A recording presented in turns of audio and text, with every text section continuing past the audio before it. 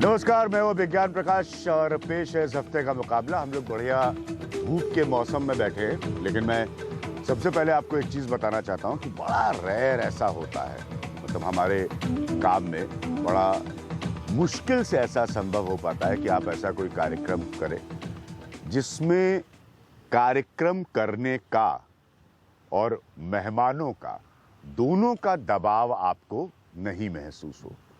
तो मैं ये करने की तैयारी में हूँ। ये प्रोग्राम मकसद बड़ा साफ है, आपको ऐसे चेहरों से मिलाया जाए इस प्रोग्राम में जिन्हें आप बहुत पसंद करते हैं और जिनके काम की आप बहुत सराहना करते हैं, जिनसे आप दिल खोलकर हंसी मजाक करते हैं और जिनसे आप कभी कभी मोहब्बत का, ज़िंदगी का, दिल का सब दर्द भी शेयर कर देते हैं।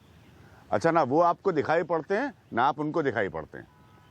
उनके काम की सबसे बड़ी खूबसूरती और आकर्षण ये है कि न वो आपको दिखाई पड़ते हैं ना आप उनको दिखाई पड़ते हैं। तो इसलिए मेरे हिसाब से ये सब मिस्टर इंडिया है, लेकिन आप इन्हें पसंद बहुत करते हैं। तो आपको आज मिलाना चाहूँगा बहुत ही मशहूर आरजेस। ये पुरानी जीन्स पहनती हैं आप? पुरानी जीन्स भी पहनती हूँ, नई जीन्स भी पहनती हूँ। अच्छा, दोनों। ये साइमा है। ध्यान से सब लोग सुनिएगा इनको इस प्रोग्राम में। साइमा है, बहुत ही फेमस इनका कार्यक्रम है। अभी मुझे हाल में पता चला कि 13 साल से ये प्रोग्राम कर रही हैं पुरानी जीन्स साइमा के साथ। गिन्नी है, ये सुबह आपको मुस्कुराती हैं आपके साथ, आपको थोड़ा सा तंग भी करती हैं, आपको दिन के लिए तैयार भी करती हैं, खबरों पर थोड़ा कमेंट करती हैं। जी, बहुत सारी डिस्कशंस करते हैं, लड़ाइयाँ करती हैं। ठीक है, आई होप टेलीविजन टाइप नहीं करती, खिड़की खोल के किसी को सुनाई नहीं पड़ रहा है। नहीं सर, नहीं। अच्छा, उससे बेटर होती है अपने आप को दिखाते हैं, लाइटें नहीं बंद करते, चिल्लाते नहीं है, कुछ नहीं फेंकते, कुछ नहीं करते। अच्छा, ये राहुल साहब है। इनकी खासियत है कि हम लोग जब से यहाँ पर आए हैं, किसी आरजे को पहली बार मैंने देखा बोलता ही नहीं कुछ भाई। तो ये दिल की मोहब्बत की बातें करते हैं, उसके दर्द के तार थोड़े से छेड़ देते हैं। भाई एक उम्र होती है सबकी, जब इंसान मोहब्बत करता है तो ऐसा लगता है बस यही है, अगर ये वाली लड़की चली गई ज़िंदगी से तो आगे ज़िंदगी नहीं चलेगी। हालांकि ऐसा नहीं है, तो मैं भी उस दौर से गुजरा हूँ, कोई नई बात नहीं है। तो राहुल साहब उस तार को छेड़ देते हैं। और ये हमारे आदरणीय बउआ जी। तो बउआ जी के बारे में हम आपको क्या बताएं। इनकी हाल की एक चीज़ मैंने सुनी, बड़ा मज़ा आया उसे सुनकर। रौनक को अब कौन नहीं जानता। तो एक कव्वाली करते हैं, तो ये कव्वाली के फॉर्म में जो है ये कटाक्ष कर देते हैं बड़ी खूबसूरती से खबरों के डेवलपमेंट पर या व्यक्तियों से जुड़ी खबरों के डेवलपमेंट पर। आप सब लोगों का बहुत बहुत शुक्रिया। पहली बात मैं इन सबसे पूछना चाहूँगा, बात करना चाहूँगा कि ये देश की घटनाओं से या देश के बयानों से या देश में लोगों के बयानों से इनका कंटेंट कितना प्रभावित होता है? रौनक? पूरा होता है। पूरा होता है? पूरा। क्यों? क्योंकि सबसे पहले तो हमने अपनी स्टूडियो की जो घड़ी है उसको भी पार्लियामेंट के टाइम के हिसाब से ही रख रखा है। अच्छा। तो जितनी बार पार्लियामेंट एडजर्न होती है उसी टाइम पे हमने अपना शो भी डिवाइड कर रखा है। अच्छा। तो जैसे शुरू हुई, जैसे पार्लियामेंट एडजर्न हो तुरंत शो बदल जाता है। हाँ, मुझे एक बार एक टेलीविजन चैनल वाले ने बताया था कैसे क्रिकेट की प्रोग्रामिंग होती है। तो जैसे ही बस आखिरी बॉल हुई और तुरंत इमीडिएटली आ गए प्रोग्राम। बिल्कुल। और ये भी, इसमें भी अभिज्ञान सर की थोड़ा सा अलग होता है। एक्चुअली हर आरजे का स्टाइल अलग होता है। हाँ। तरीका अलग होता है कि वो प्रोग्राम कैसा। अब आपने 4 लोगों को इंट्रोड्यूस करवाया। हाँ। उनमें से कुछ लोग होते हैं जो बड़ा रिजर्व रखते हैं अपना कमेंट। हाँ। वो नहीं बोलेंगे इस बारे में। हाँ। 2 रीजन है उसके पीछे। एक रीजन ये है कि उनके प्रोग्राम का तरीका ऐसा है कि वो उनको अलाउ नहीं करता। हाँ। और सेकेंड, वो वैसे हैं ही नहीं जो इस पे कमेंट करें। For example Rahul. राहुल का प्रोग्राम ऐसा है कि वो अगर प्यार की बात करेगा तो प्यार की ही बात करेगा, सरकार की बात नहीं कर पाएगा। और सेकंड, शायद जैसा जितना सरकार में किसी को प्यार हो गया तो उसकी बात बता देगा, लेकिन वो सरकार नहीं। हमारे यहाँ पे दुनिया में अगर आप रेडियो को सुनिए, रौनक, यही सब गिन्नी और साइमा से चर्चा करें, हमारे अभी मुझे लगता है थोड़ा सा शाय है। मैं मतलब में खुल के बात होती है। तो अभी अमेरिका में चुनाव हो रहे हैं तो ऐसा नहीं है, वहाँ पे रेडियो वाले जो है वो थोड़ा सा शर्मा जाएंगे कि फलाना मंत्री हैं, या वहाँ पे अगर उनको सेनेटर के निजी जीवन की बात करनी है तो आरजेस मस्त करते हैं उस तो बात हमने को। किया तो था, आपने उस पर प्रोग्राम भी तो किया। जया जी भड़क तो गई थी। जया जी भड़क गई थी। आप लोगों ने यही प्रोग्राम किया था। पार्लियामेंट के सामने किया था। हाँ, तो वो जब हुआ था तो अब उनको इतना तो वही है कि प्रोग्राम का टाइप डिसाइड नहीं करता, और एक आदमी है वैसा ही है कि उसको पसंद नहीं आती उस बारे में बात करने। आई डोंट थिंक साइमा भी उतना खुल के बात करती है, लेकिन ट्विटर पे जरूर लिखती हूँ। अच्छा, ट्विटर पे जरूर लिखती है। हाँ। राहुल, दिल की बात करते हैं, न्यूज से कितना गवर्न होता है आपका एजेंडा? जैसा रौनक ने कहा मैं उसको पूरी तरह से सेकंड करूंगा, क्योंकि जैसा रौनक का शो है मेरा उससे बिल्कुल विपरीत है, बिल्कुल अलग है। मेरा उस वक्त नॉर्मली लोगों का मूड भी वैसा नहीं होता है कि वो न्यूज़ सुनना चाहते हैं। रात को 9 बज गए हैं, लोग अपने घर में आके मेरा बैठे तो कभी नहीं मूड होता न्यूज़ सुनने का। वही तो लोगों का मूड होता है, थोड़ा रिलैक्सिंग म्यूजिक सुनना है, प्यार मोहब्बत की बातें करनी है, किसी ऐसे इंसान को अपना दुख दर्द सुनाना है, अपना दुख दर्द बांटना है, हल्का करना है। उस वक्त अगर हम इस तरह की भारी भरकम बातें करने लग जाएंगे ना तो थोड़ा सा मुश्किल हो जाएगा। तो आप दुख दर्द कैसे बांटते हैं? आजकल मैंने सुना है कि लोग रियलिटी चेक वेक भी करते हैं, किसकी गर्लफ्रेंड किसके साथ भाग गई, लॉयल्टी टेस्ट, लॉयल्टी से, सॉरी रियलिटी चेक गलत बोल गया। तो अच्छा, आप भी कराते हैं लॉयल्टी जी टेस्ट? जी, ये लॉयल्टी टेस्ट होता है हमारे शो में रात को। तो अभी रिकॉर्ड तो नहीं कर तो उसमें अमूमन हम ऐसा करते हैं कि जैसे भाभी जी ने फोन किया, उन्होंने कहा कि मुझे इन पर शक है, इनका आजकल चाल चलन जो है वो सही नहीं लग रहा है। तो ये कह के जाते हैं कि मेरा ऑफिस जो है 7-8 बजे खत्म होता है, बट मैंने पता लगाया कि ऑफिस तो 6 बजे खत्म हो जाता है। तो कुछ तो दाल में काला है। तो फिर बस हम वही पता लगाते हैं कि आखिर चक्कर है क्या। तो अगर वो लॉयल्टी टेस्ट में फेल हो जाते हैं तो फिर हम उन दोनों की आपस में बात करा देते हैं, दुनिया को बता देते हैं भाई ये हो रहा है इनके प्यार। अरे भाई, आप उसकी जिंदगी, मतलब आप उसकी जिंदगी एक्सपोज कर देते हैं रेडियो पे। जी बेहतर आगे है। की कोई अपॉर्चुनिटी रही नहीं उसके पास। जी हम कोशिश करते हैं कि जहां तक हो सके ये मामला सुलझाया जाए, बट फिर जब ऐसा हो जाए कि कोई ऑप्शन, कोई चांस नहीं दिखाई दे रहा है तो फिर हमें इंटरवीन करना पड़ता है बीच में। नहीं, आपने कहा कि आप बहस करा देती है। मैं बहस करवाती हूँ, क्योंकि मुझे लगता है कि जब आप प्रिंट जर्नलिज्म देखते हैं तो लोग अखबार पढ़ सकते हैं, अखबार से वापस बात नहीं कर सकते।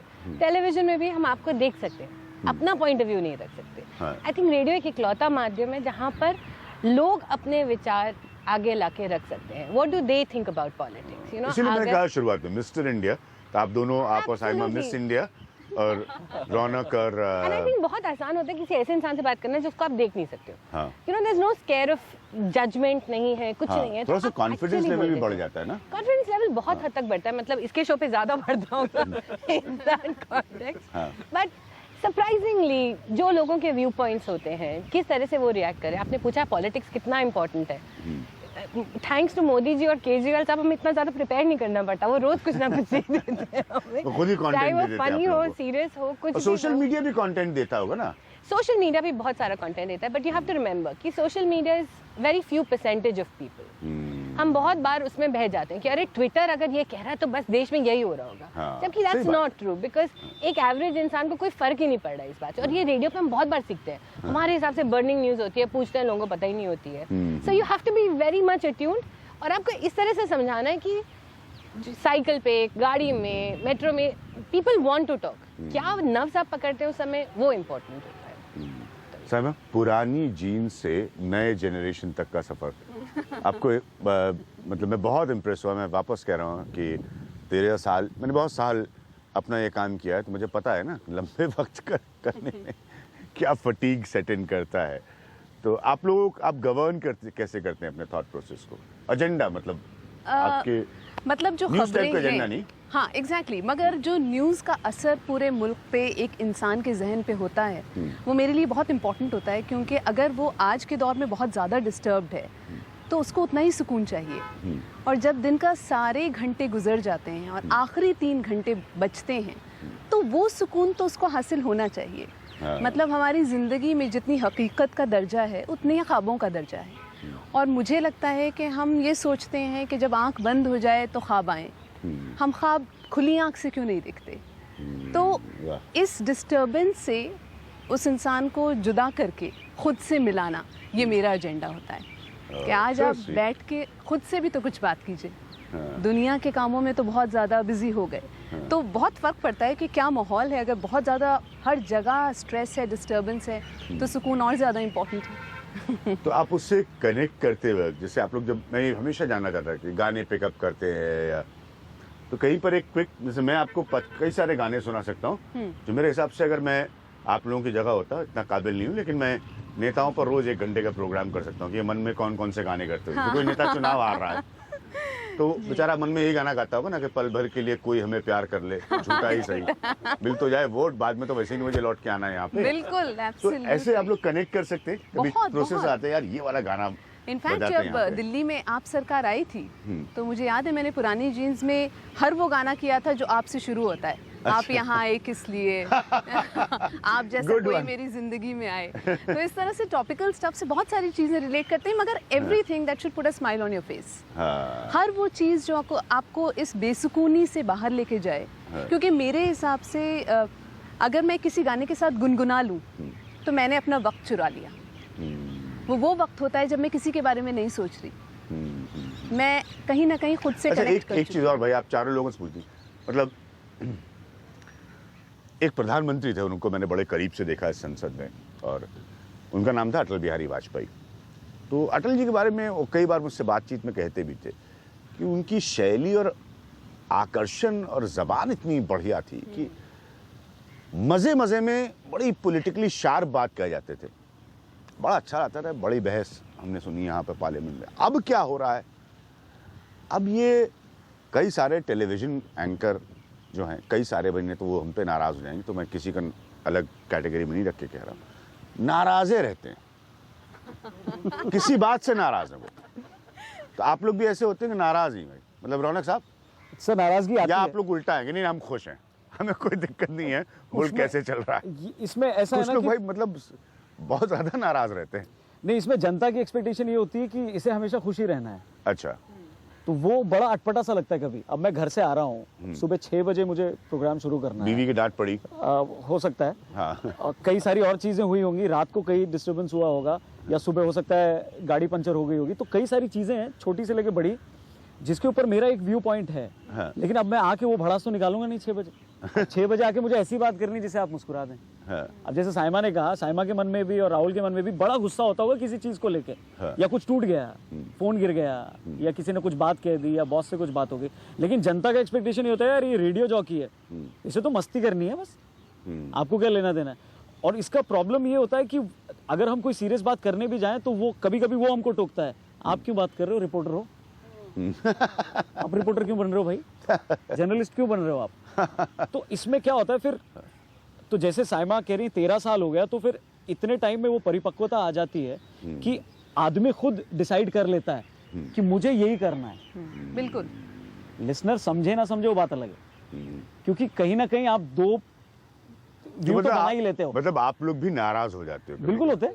हाँ, अब इंसान हो नाराज। जैसे कन्हैया कुमार का केस था, लोग लेकिन मुझसे आप लोग परमानेंटली नाराज नहीं होते, आप परमानेंटली नहीं हो हैप्पी सकते रहते सर, हैं। कि हो ही नहीं permanently सकते। कोई और भी नाराज पूरे जिंदगी नहीं रह सकता क्योंकि है। हमारे Very पास- human। हमारे जैसे मैंने music कहा भाई है ना मैं सर। किसी व्यक्ति विशेष का जिक्र नहीं कर रहा, लेकिन मैं एक मजाक में कह रहा हूँ कि अक्रॉस तो radio चैनल्स is कभी about- कभी लगता है। जो नॉर्मल इंसान है उसको कई बार गुस्सा आता है, कई बार वो हंसेगा, कई बार वो बहुत ही बेवकूफी की बातें करेगा जिसमें सिर्फ उसी को हंसी और आएगी। अचानक गाना सुन के हंसने लगेगा वो। हाँ, तो वही है। राहुल आप बीच में बोलते रहिए। मैं ये बहुत अच्छा बोल रहा है, बीच में डिस्टर्ब नहीं करना चाहता। वैसे बात बिल्कुल सही है कि नहीं, बिल्कुल रौनक ने बिल्कुल सही बात की। अगर रौनक के साथ एक बुरा इंसिडेंट हुआ है, हाँ। वो मुझसे एक बार बोलेगा यार पक गया मैं आज ट्रैफिक, दूसरी बार तीसरी बार जब वो बोलेगा तो मैं बोलूंगी बस कर रोना यार। हाँ, वो जो तीसरी बार है ना, वहां पे मुझे असेस कर लेना है अपने लिसनर्स के माइंड को, कि वो कहीं ये तो नहीं कहने वाला कि बस यार कितना रो रहा है। हाँ, तो थोड़ा बहुत नेचुरल चलता है, लेकिन हम परपेचुअली नहीं रो सकते। अब अगर मेरे पेट में दर्द हो रहा है, मैं एक बार कहूंगी मेरे पेट में दर्द हो रहा है, लेकिन वो एक बार कहने से चला नहीं जाएगा। सुधीर तेलंग हमारे दोस्त अब इस दुनिया में नहीं रहे, तो सुधीर और हम ये बात करते थे, तो लगता है कि आप लोग कभी कभी रेडियो कार्टूनिंग कर देते हैं, बड़ा इंटरेस्टिंग होता है। जैसे हम लोग टेलीविजन के माध्यम से उसको एनिमेशन में करेंगे, बिल्कुल। ग्राफिक्स में करेंगे, आप लोग रेडियो कार्टूनिंग करते हैं कैरेक्टर्स की, चाहे वो नेता हो, अभिनेता हो, खिलाड़ी हो, या कोई और बाबा हो या एक टेलीविजन एंकर हो आप। हमने आपका भी किया हुआ है। हाँ, मेरा भी किया आपने। इनफैक्ट ये वो मोमेंट था जब टीवी डिबेट इतना ज्यादा हो गया था। आप ही का प्रोग्राम ऐसा है जिसमें शायद 2 या 3 ही लोग होते हैं, वरना कुछ लोग स्क्रीन भर देते हैं बॉक्स बॉक्स। हाँ। तो ये मैंने मुझे बहुत फीडबैक आया, और हाल के वक्त में कॉन्शियसली मैंने तय किया कि भाई आइए आप मुझसे बात करिए, 2 आदमी बैठ के बात कर सकते हैं, चांटा मारने की कोई जरूरत नहीं है। लेकिन 8 आदमी तो मैं अपने घर पे खाने पे ना बुलाऊं।